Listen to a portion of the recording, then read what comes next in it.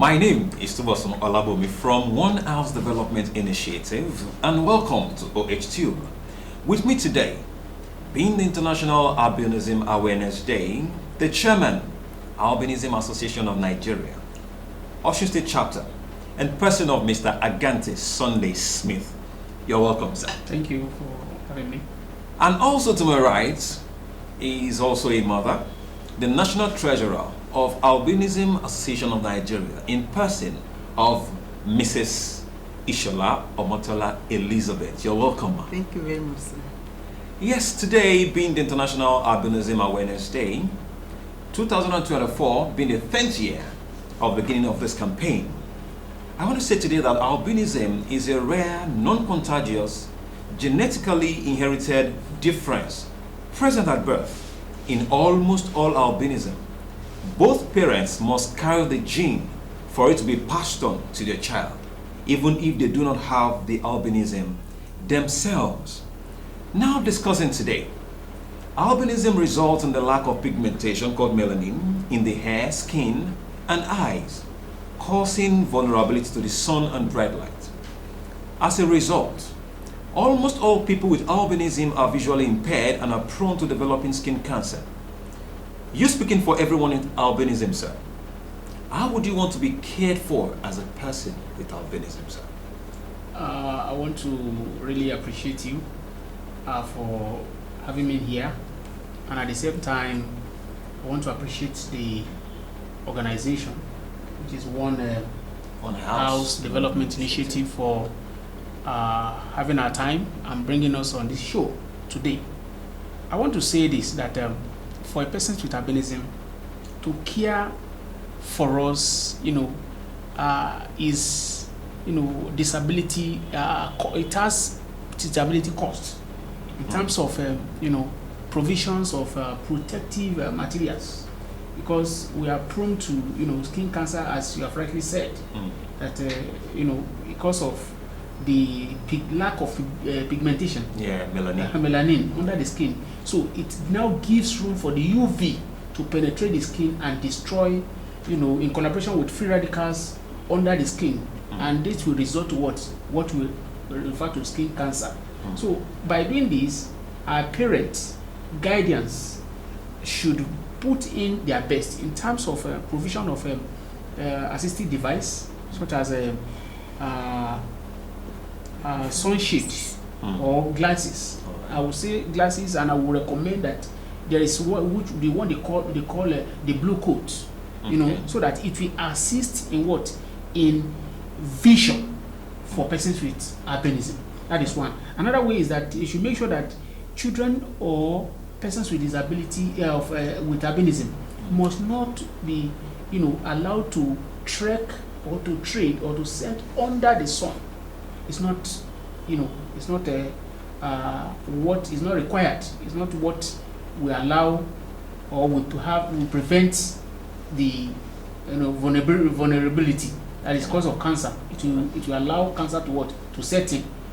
And another thing is that to care for us, person with albinism must make sure that he or she understands whatever he takes as food. Are you getting me? Okay. So, and less sugar should be made available, because all these things are agent of body chemistry to serve as intermediate for the growth of cancer in the skin.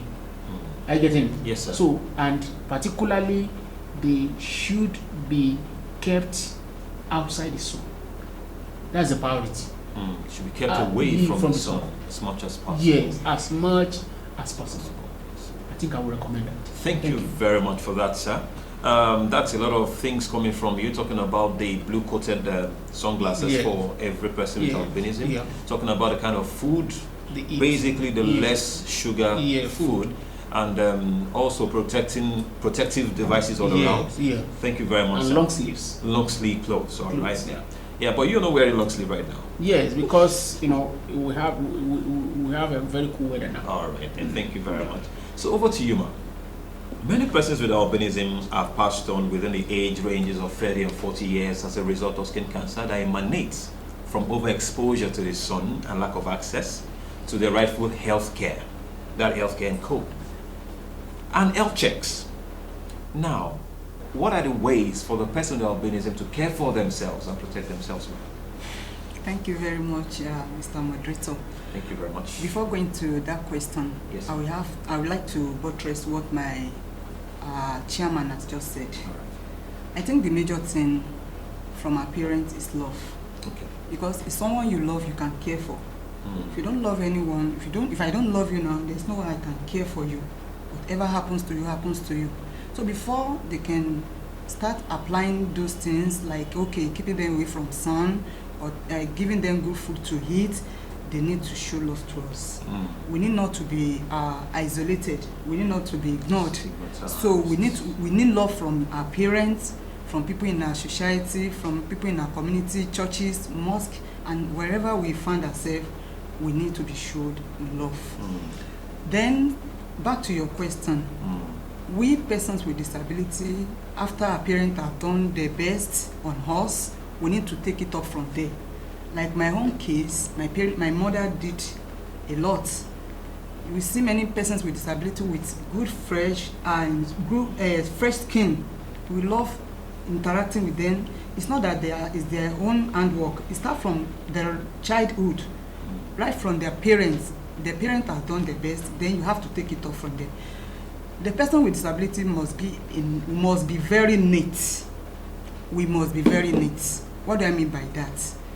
Now, when there is sun, maybe the sunny period, you know, when you are walking, you will sweat.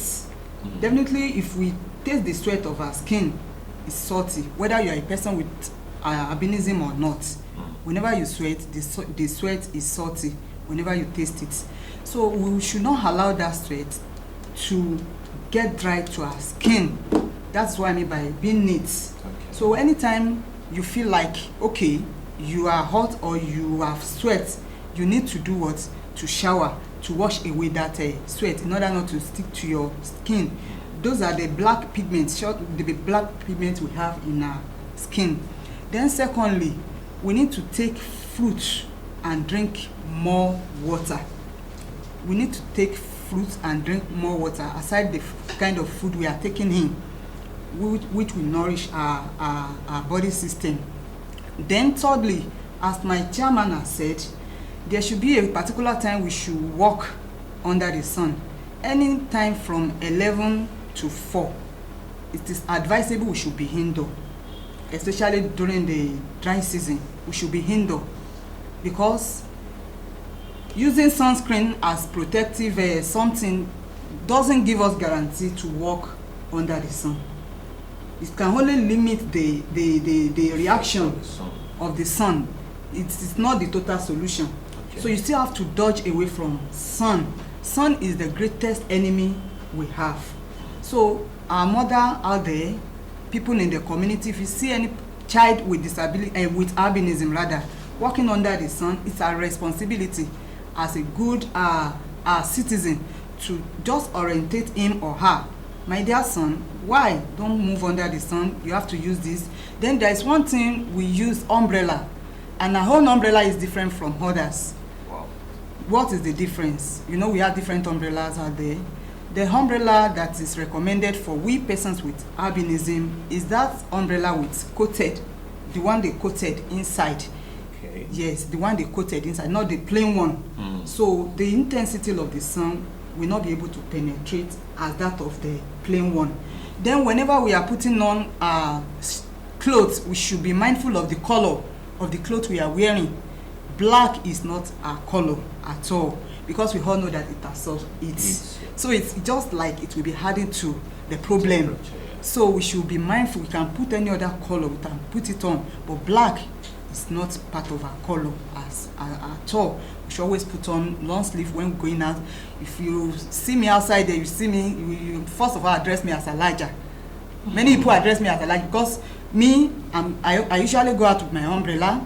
I will cover my skin with a scarf because whenever I'm on bike, I won't be able to use umbrella. I use that scarf to cover my skin. So I'm trying all possible best to stay away from skin cancer. So that is it. Thank you. Thank you very much, sir. Over to you, Mr. Smith. I think you've mentioned a bit of all of this what I want to talk about, I want to ask, and I would like you to do a buttress on them. The basic needs that persons with albinism should have to protect themselves. I think was mentioned sunscreen rightly, and you said that it's not a total guarantee for the protection. You mentioned the kind of umbrellas that you should use. What are the other things that persons with albinism need to protect themselves? I will say, I'm going to preach that prevention is better than cure. Sometimes people say it's cheaper. I say yes, it's not that it's better, it's cheaper. Okay. And it's risk-free. So the first is that there is what they call protective materials in our own setting, in the albinism setting, which is a bowler cap. The cap, those one that has a fledge. Okay. Are you getting me? We call it bowler cap, so that you protect your ear and your neck and your shoulders. Are you getting me? Yeah. Because if you look at it very well, you find out that even as a natural human, that is not a regular skin. Let me use regular skin. Okay. You see, even them, they always feel the heat at the face and at the neck. Are you getting me? You have the feel heat at the neck side and at the face, and you at the arm like this. So it's the same thing that is applicable to person with albinism. So if we can cover with a bowler cap, you see, it will reduce the intensity on the skin. And when the issue of sun attacking the skin, it breaks up the immunity, and it also affect there is what in biochemistry we call polymerization chain reactions. So there are chains that cover, so it will break it. Are you getting me? So one is that we should put on bowler cap. Then two is that we should eat more of it. And when I say more of it. And this will guarantee vitamin C molecules of higher quantity. When you take a vitamin C of a particular tablet, it's also chemotherapy. But now you are using a natural one, natural fruits. Are you getting me? So you have more quantity of vitamin C in it. So when you eat fruits and vegetables, it will help very well. And putting on long sleeve shirts. And this long sleeve shirts, sometimes you have blue, you have white, you have cream, you have all these things. So just low absorbed materials to the sun. So all these are protective materials that we put on. And another thing is using the chemotherapy. Sometimes we, as a chemist, I read chemistry, I believe in environmental chemistry that everything you take outside, food, particularly when you are using cream, they are all not environmental friendly. Okay. Are you getting me? So to prevent that, mostly not organic. So putting on sunscreen is good, but we researchers told us that we are trying to put in more chemical into the skin, and which will later damage the skin. Wow. Are you getting it? Yes, so sir. Protective material is the best. In addition to and that, sunscreen, shade. Using about shade. Yes, using shade. So you can equally contribute. In addition to that, we should be mindful of the type of cream and soap we use. Yes. Okay. Medicated soap is not meant for us. Normal toilet soap, bath soap is good. Alright. Because already we are avoiding something harsh. We are now applying medicated soap. Though it may work for you for some times, but when it comes back, you won't like it. So, to our parents out there, if you have a child with albinism, try to use a soft soap, not medicated ones. Not medicated ones. Then the cream, in fact, if you have original shea butter, it's good. It's just that organic. Yeah, it's just that it's not protecting us as in our skin. It's not a sunscreen, but being natural for our skin instead of buying all these creams that we bleach cream or all other creams that many chemicals have been added to it that can also compounded. Hair. So please we should use normal cream, then the soft soap for our children at home. Thank you very much.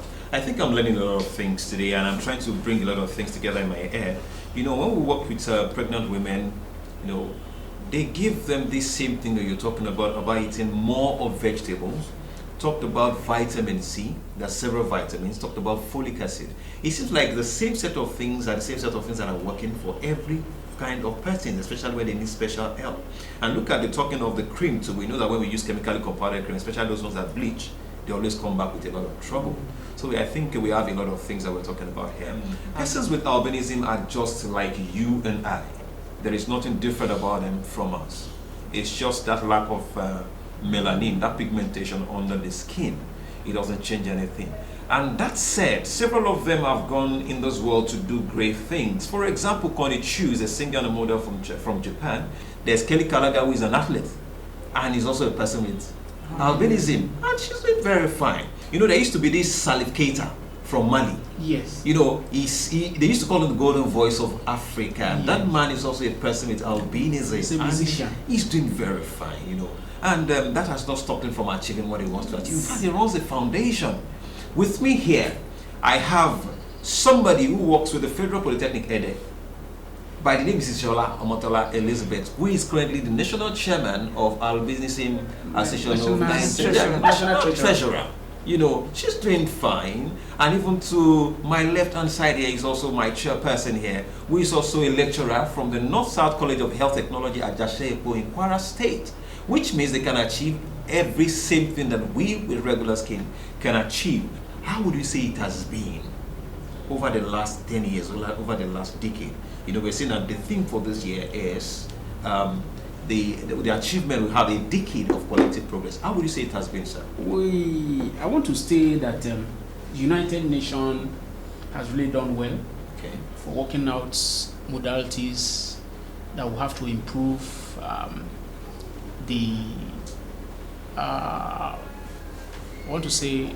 to improve the relationship between the persons with albinism and, you know, the regular skin in society. Right. You know, they have come to bridge the gap that has been created. Sometimes people, the regular skin or the society at large, sees persons with albinism as if, you know, they are another set of people. Some call them ghosts. Yeah, in the society. You know, different superstitions that arrived at, you know, maybe it was during mating in the afternoon, they emanated from some gods or goddess. You see, some of these things are what? They are, you know, sophisticated and, you know, traditional beliefs. Or founded.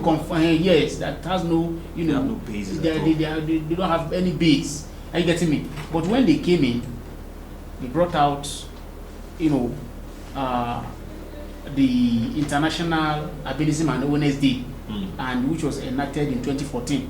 Wow. Are you getting me? Yeah. So over a decade, we have seen various, you know, themes for the year, like inclusion is strength, color is not a barrier, breaking odds. All these are what various themes of what has happened over time. Okay. But for 2024, which is clocking it a decade. Yes, a decade of collective progress. Of collective progress. So it's a progress.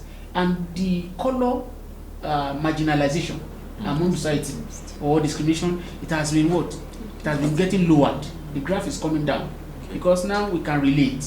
I have co-workers, people can see the progress that we are striving to meet, and they are even seeing us, you know, putting in our best in corporate social responsibilities, not only in the disability community.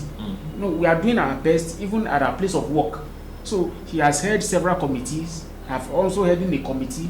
I've also heard in board. So many things. And societal wise, we are doing well. And the acceptance level has also increased. Are you getting me? So the team we are celebrating this year as 10 years of what? Of collective progress on a stand that the voice is being heard, and there is what? A fall of graph in terms of what discrimination, especially against persons with albinism. We are now being welcomed. Are you getting me? So you can see today, we are together now.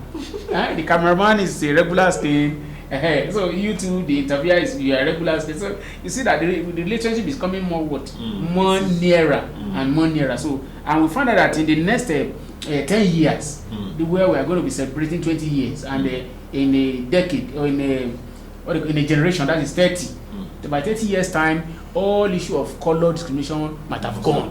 Totally. Are you getting me? So that is our expectation and our goals. Thank you very much. We hope that happens speedily, actually.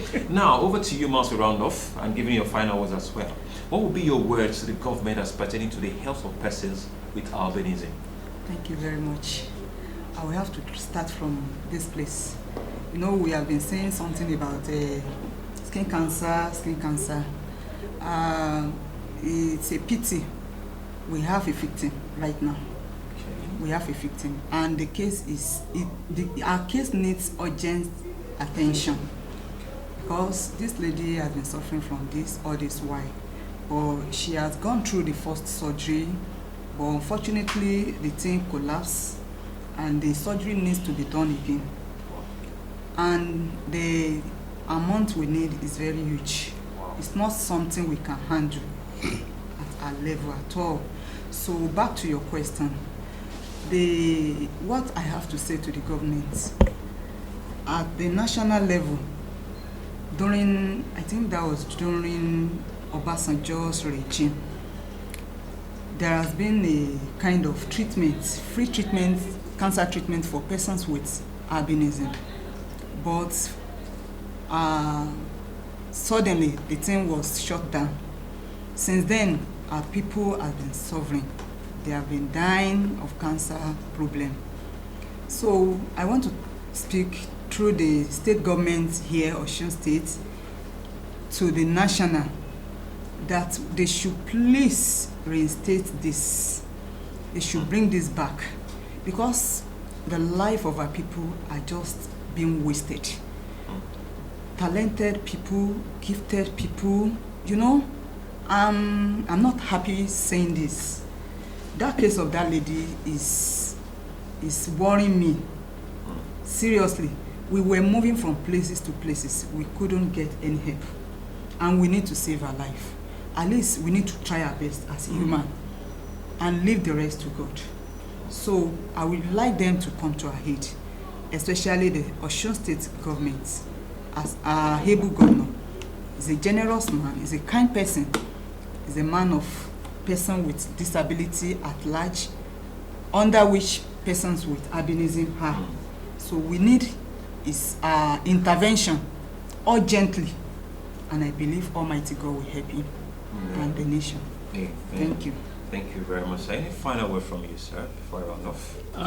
I want to take it again that I want to appreciate you for hosting us. Thank you very much for coming around. Yeah, and it will be a thing of joy that government, as a person, will come to the aid, or should come to the aid for persons with albinism in Osun State.